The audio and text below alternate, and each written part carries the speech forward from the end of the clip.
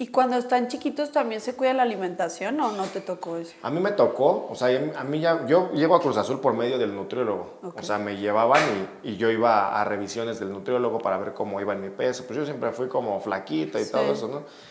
Y pues cuando yo fui, yo decía, ay, no, y comí bien, comí 4 gorditas, 2 tacos y tal, no, comí, mi mamá decía, no, comiste muy bien. ¿Comiste No, eso? llegué al nutriólogo, ¿qué tal, cómo comiste hoy? No, muy bien, a ver, ¿qué comiste? ¿Qué desayunaste? 10 No, tacos. no, sí, no, eso no es comida, dice, eso es una mala comida, tu alimentación tiene que ser que es buena comida, pues un plato de sopa o verduras o Claro, pollo, cosas así, ¿no? claro. Dijo, no es de cantidad, sino de calidad. Sí. Entonces, pues ahí como que me empezaron a orientar para saber comer. Entonces ya de ahí te toman los porcentajes de grasa, como siempre estuve en el rango, pues me decían, bueno, pues no es necesario que tú te cuides en la alimentación, mientras mantengas esos porcentajes de grasa, no, pero si ya te pasabas, pues ya te mandaban como una dieta específica o eso para mantenerte en los rangos, que ahora ya es diferente, ahora ya sí ya es como muy específico y ahora pues ya se fijan más en que pues tengas masa muscular, de que ya estés más, pues ahora sí para competencia de alto rendimiento.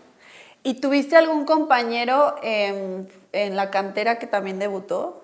Porque dijiste que hubo 3. A mí me tocó con Edgar Andrade, que Ajá. también estuvo en el Mundial de la Sub-17. Sí. Él debutó. Y Omar Mendoza, pero él debutó después, que ahorita él está jugando en Querétaro, todavía este torneo está jugando. Ah, ¿todavía? ¿Y debutaron al mismo tiempo? No, primero debutamos Edgar y yo. Sí. Y Omar Mendoza ya debutó como hasta los 26 años. Ah, hasta los 26. 24. ¿Y a qué se debe de que como que en una generación salgan tantos buenos y luego en otras no? Pues depende mucho, eso, la generación que tan bien les fue. Ok. Y pues le llaman así jugadores como a seguir, ¿no? Jugadores con proyección. Entonces por ahí dicen, no, pues de esta camada pues hay como 4 jugadores que tienen proyección. Y ya después dice, o sea, mucho depende también del entrenador, del gusto del entrenador. A lo mejor para mí, pues tú juegas bien y para otro entrenador pues eres muy malo. Claro. Entonces ya depende mucho de eso y pues a lo mejor tuviste la suerte que pues se lastimó en ese momento el defensa y tú eres defensa y pues tienes la oportunidad y le gustó al entrenador y pues ya de ahí te quedaste. Claro. Y tú estando en fuerzas básicas es que vas a la selección sub-17. ¿Y cómo fue este proceso? O sea, de que cómo te ven, cómo, o sea, luego que te dicen vente a entrenar aquí o cómo es. Pues nosotros empezamos, yo estaba ya en fuerzas básicas, nuestro entrenador era Chucho Ramírez y él iba a los partidos y grababa y llevaba su cámara y cuando terminaba pues a mí se me acercaba y me decía, oye, ¿cómo te llamas? ¿Dónde vives? ¿Cuántos años tienes? ¿De qué? Tus datos, ¿no? Entonces ya de ahí pues cada fin de semana iban a grabar, si no iba él, mandaba personas y así tenían como un seguimiento.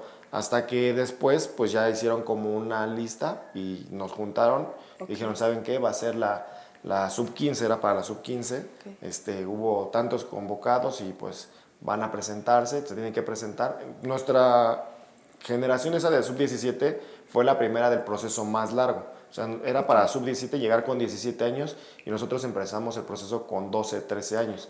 O sea, normalmente cuando vas al mundial estás como un año o 2 antes del mundial. Entonces fue como más largo y empezamos y pues fuimos como poco a poco. O sea, ya cuando se acercó la convocatoria, pues nosotros íbamos, que somos de México, porque era por zonas. Okay. Los de Guadalajara, los de Bajío, cosas así, pues era como por zonas. Los concentraban o llamaban o en algunas ocasiones se juntaban a todos. Eran muchísimos niños. Entonces, no sé, por semana te concentrabas 3 días a la semana.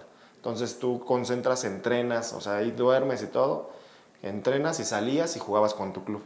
Después volvían a llamar a otros o te seguían llamando y así todos los, hasta la sub-15, que no había ninguna competencia, pero ya de sub-15 se convertía a sub-17 y ahí es donde ya las convocatorias pues ya van siendo más largas, más seguidas, para lo que primero es el premundial y ya después de ahí ganas para el mundial y pasas al mundial, pero ya hasta que te quedas, no sé, un mes de concentración. ¿Pero todos eran de fuerzas básicas Sí. o ya había algunos que estaban más arriba?